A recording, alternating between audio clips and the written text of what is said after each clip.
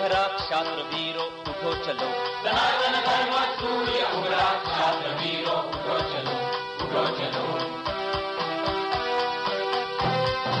कलयुग के इस कलयुग का है अंत निकट आया, संधि काल इन युगों युगों का अब समीप आया, साधना के महापर्व को साथ है लाया, सनातन धर्म सूर्य उभरा क्षात्र वीरो उठो चलो, सनातन धर्म सूर्य उभरा क्षात्र वीरो उठो चलो, उठो चलो।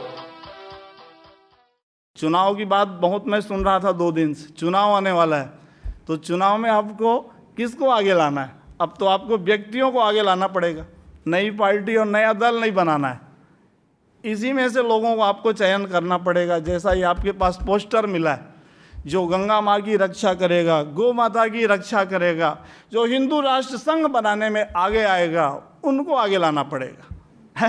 आपको बोलना पड़ेगा ये सब विषय जो है। हम लोग करते क्या है, नेताओं के सामने झुक जाते हैं। नहीं नहीं, क्रांतिकारी आवाज़ में बुलंदी से उनको बोलना पड़ेगा। तो मौन युग, कलिकाल में मौन रहने से काम नहीं बनेगा। तो मैं आपसे इतिहास बता रहा था कि हमारे सतयुग से लेकर त्रेता में आप देख लो, रावण को यदि जीतना था तो भगवान राम के साथ विश्वामित्र जी का बल था कि नहीं, गुरु का बल था। विश्वामित्र जी आगे थे, भगवान राम ने सेना बनाई, उसमें सेना में खर्च नहीं था, बानर भालुओं का टीम बनाया था। सज्जनों, राम कथा का सारांश मैं बोल रहा हूँ। राम जी तो वनवासी थे, बानर भालुओं का टीम बनाया। पद्म 18 जूथब बंदर, 18 पद्म की संख्या में राम जी के पास सेनापति लोग थे। ध्यान देना, 18 पद्म सेना में, लेकिन 5 पैसा खर्चा नहीं आया। अभी तो सेना में ही भारत का सब कुछ खर्चा हो रहा है। सीमा को बचाओ, नेताओं को बचाओ, जितने पूर्व राष्ट्रपति, पूर्व प्रधानमंत्री, पूर्व राज्यपाल, पूर्व मुख्यमंत्री, इन्हीं को बचाने में ही भारत की संपत्ति जा रही। वीआईपी, वीवीआईपी, शंकराचार्य जी ने भी कहा था कि ये जितने वीआईपी हैं, पूर्व जिनके साथ में लग गया है, ये सब जाके गांव और जंगल में रहें। बोले क्या जरूरत बोले इनको बेंगलोर, चेन्नई, दिल्ली में रहने का। बोले पूर्व एक बार जो पद में बन जाते हैं, इनकी बस सुरक्षा और देखभाल में ही भारत का रुपया खर्चा हो रहा है। बोले तो सीमा को क्या बचाओगे? पाकिस्तान, चीन और बांग्लादेश, कोई भी सीमा तो सुरक्षित नहीं। भारत, मुंबई जैसे जगह में जब यहाँ विस्फोट हो सकता है तो शहर और गांव को पूछता कौन है? तो शंकराचार्य जी ने कहा कि नक्सलाइट बढ़ गया बोलते हो, बोले हैं इनसे दूरी बढ़ गई समाज का, अच्छे लोग कोई जंगल और गांव में रहते ही नहीं है। बोले इसलिए उन्होंने कहा कि जितने पूर्व लग जाता है जिनके साथ, ये सब जाएं गांव और जंगल में रहें। बोले वानप्रस्थ व्यवस्था खत्म हो गई। यहाँ तो बहुत खुशी हो रही हम लोगों को आके कि सनातन आश्रम मुंबई हो चाहे गोवा में हो, 250-300 लोग नियमित साधक यहाँ सेवा कर रहे हैं। ये बहुत बड़ी बात, देश के लिए एक उदाहरण है, बहुत बड़ा उदाहरण है। और जो अवकाश प्राप्त लोग हो जाएं, मेरा निवेदन है वो लोग राष्ट्र और समाज के लिए अपने समय को लगाएं। इससे आपका जीवन भी धन्य होगा, परलोक में परम गति भी मिल जाएगी। 80 साल हो गए तो भी पीछे लगे हैं कि और एक बार सर्विस कर लेते, और भी एक बार व्यापार कर लेते, और भी एक बार सांसद बनी जाता। बोले तो युवक लोग कब आगे आएंगे? ये 80 साल के सांसद और विधायक बनते ही रहेंगे तो ये युवक सोच रहे हैं कि हमारा नंबर कब आएगा। बोले है, इसलिए उसमें भी अवकाश प्राप्त होना चाहिए कि नहीं है? इधर बोलते हैं 60 साल बाद इनका अवकाश प्राप्त, तो ये 80 साल के लोग चुनाव क्यों लड़ रहे हैं? बोले आप इनसे 60 साल के बाद आप भी रिटायर्ड हो गए, बोले आप भी अब राष्ट्र कल्याण में लग जाओ। बोले है, तो ये सब विचार जो है, बातें बहुत कुछ हैं, मुझे अधिक अब नहीं बोलना है। फिर कभी, अब ये सम्मेलन तो अभी बात में आ ही गया है ना कि 4 जगह 4 बार मिलेंगे अब एक साल में। तो मध्य में एक बार पिंगले जी सुन रहे हैं, यही तो प्रमुख। महाराज श्री से ये प्रार्थना कर देंगे अभी कि महाराज 4 बार अब साल में मिलेंगे और एक बार मध्य।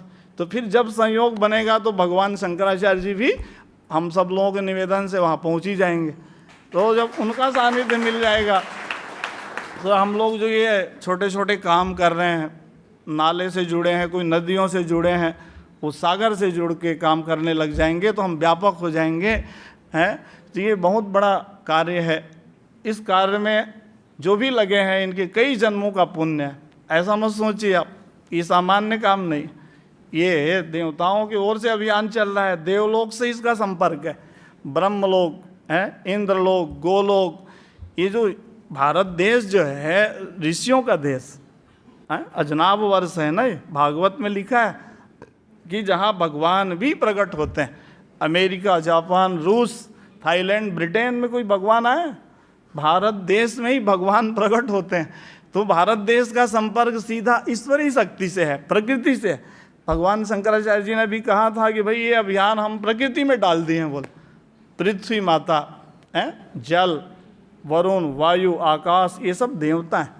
तो इसका संचालन जो है प्रकृति से हो रहा है, सामान्य विषय नहीं है।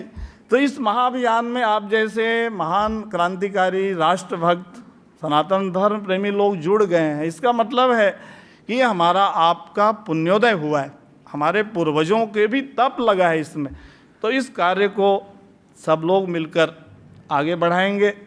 इन्हीं भावनाओं के साथ सनातन संस्थान के सभी पदाधिकारियों के लिए, हिंदू जन जागृति महाअभियान से जुड़े हुए सभी पदाधिकारी एवं सदस्यों के लिए, रामनाथी मंदिर के महान ट्रस्टों के लिए, आप सब लोगों के लिए भी बहुत बहुत हार्दिक शुभ मंगल कामनाओं के साथ। विषय बहुत कुछ था, लेकिन मैं सारांश में बोल के अपने वाणी को विराम देता हूँ। आप सब लोगों के लिए साधुवाद ज्ञापित करते हुए, पुनः भगवान के चरणों में प्रणाम करते हुए, भगवत पाद शंकराचार्य जी महाराज ने हम लोगों को भी यहाँ तक पहुँचा दिया। कहाँ हम लोग आ पाते हैं? यहाँ गोवा में जो आयोजन हो रहा है वो राष्ट्रीय अंतर्राष्ट्रीय स्तर का है, लेकिन उन्होंने हम लोगों को कहा कि जाओ तुम लोग भी स्वयं सेवक बन जाओ। तो ये हमारा सौभाग्य था है। उनके चरणों में हम कोटि कोटि वंदन करते हैं। उनके निज सचिव स्वामी निर्विकल्पानंद सरस्वती जी महाराज से आपका सतत संपर्क बना रहे, मेरी भावना है। महाराज श्री कहा करते हैं कि सामंजस्यपूर्ण संवाद के द्वारा बहुत से कार्य हो सकते हैं। अनावश्यक दूरी न बढ़ाएं, आपस में हम लोग संवाद करें, सामंजस्यपूर्ण संवाद, इसके द्वारा बहुत से कार्य हम लोग ऐसे ही बनते जाएगा। तो इन सब भावनाओं के साथ यहाँ के संचालन समिति व्यवस्थापकों के लिए भी बहुत बहुत शुभकामनाओं के साथ जगत गुरु श्री शंकराचार्य भगवान की हर हर महादेव। जय तू हिंदू राष्ट्रम, जय तू हिंदू राष्ट्रम। सनातन धर्म सूर्य उभरा, क्षात्र वीरो उठो चलो। सनातन धर्म सूर्य उभरा, छात्र वीरो उठो चलो, उठो चलो। कलियुग के इस कलियुग का है अंत निकट आया, संधि काल इन युगों युगों का अब समीप आया।